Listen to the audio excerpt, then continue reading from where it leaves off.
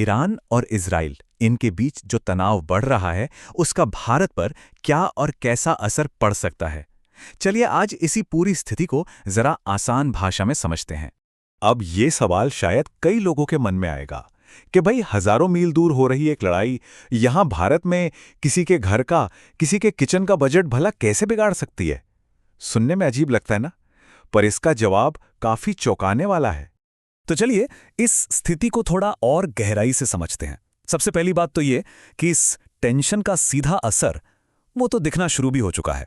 देखिए, दुनिया के बाजार ना अभी टैरिफ वॉर की मंदी से ठीक से बाहर निकले भी नहीं थे कि मिडिल ईस्ट से आई इन खबरों ने फिर से सबकी नींद उड़ा दी है और इसका असर हमारे इंडियन स्टॉक मार्केट पर भी साफ साफ दिखाई दे रहा है। और सोचिए, अगर ये तनाव एक पूरी लड़ाई में बदल जाता है तो ये भारत के लिए किसी बहुत बड़े झटके से कम नहीं होगा। अब इस झटके को अगर पूरी तरह से समझना है तो हमें भारत और ईरान के रिश्ते को देखना होगा, जो बहुत पुराना और रणनीतिक तौर पर बेहद जरूरी है। ये कोई नया रिश्ता नहीं है। 1950 में दोनों देशों के बीच फॉर्मल डिप्लोमैटिक रिलेशंस बने थे। 70 के दशक में व्यापार और मजबूत हुआ और आज भी चाबाहार पोर्ट जैसे बड़े बड़े स्ट्रेटेजिक प्रोजेक्ट्स इस रिश्ते की मजबूत नींव हैं। तो सवाल यह है कि ईरान इतना अहम क्यों है। देखिए, एनर्जी सिक्योरिटी, सेंट्रल एशिया तक पहुंच और समुद्री व्यापार, ये सब बड़े कारण हैं। यही वजह है कि भारत ने ईरान के चाबाहार पोर्ट में इतना बड़ा इन्वेस्टमेंट किया है, जो अफगानिस्तान और सेंट्रल एशिया तक हमारा सामान पहुंचाने का एक बहुत अहम रास्ता है। और मजे की बात यह है कि अमेरिकी बैन के बावजूद दोनों देशों ने रुपया रियाल मैकेनिज्म जैसे तरीके निकालकर ट्रेड जारी रखा है। इसमें होता यह है कि दोनों देश अपनी अपनी करेंसी में ट्रेड करते हैं ताकि डॉलर पर निर्भर ना रहना पड़े। अच्छा, चलिए अब ये देखते हैं कि ईरान से असल में आता क्या क्या है। मतलब वो कौन सी चीजें हैं जो सीधे तौर पर प्रभावित हो सकती हैं।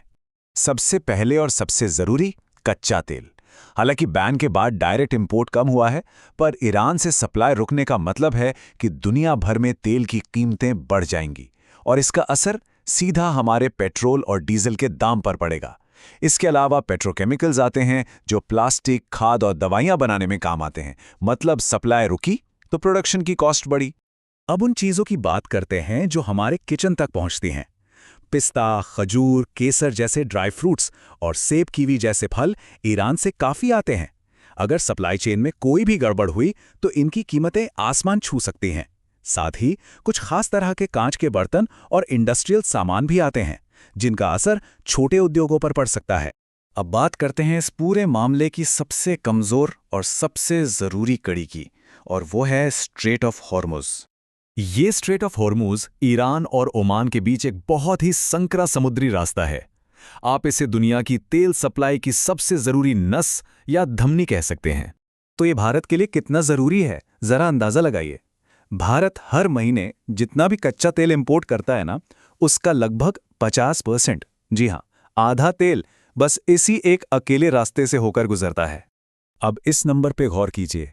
भारत अपनी जरूरत का लगभग 26 लाख बैरल कच्चा तेल हर रोज इसी रास्ते से मंगवाता है।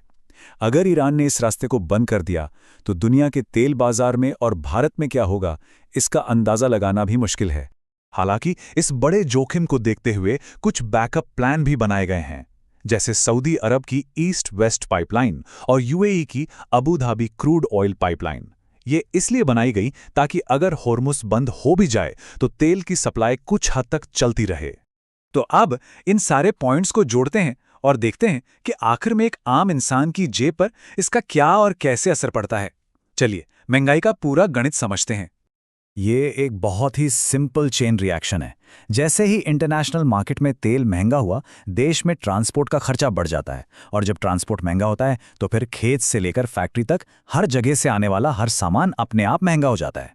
तो इसका सीधा असर कहाँ कहाँ दिखेगा? पेट्रोल, डीजल, घर की रसोई गैस, प्लेन का टिकट और खाने पीने का सामान, जैसे खाने का तेल और पैकेट वाले प्रोडक्ट्स। यहाँ तक कि ईरान से आने वाले ड्राई फ्रूट्स और फल भी महंगे हो सकते हैं। बात सीधी सी है, जब एनर्जी महंगी होती है तो लगभग हर सेक्टर का खर्चा बढ़ जाता है और आखिर में इसका मतलब होता है बढ़ती हुई महंगाई।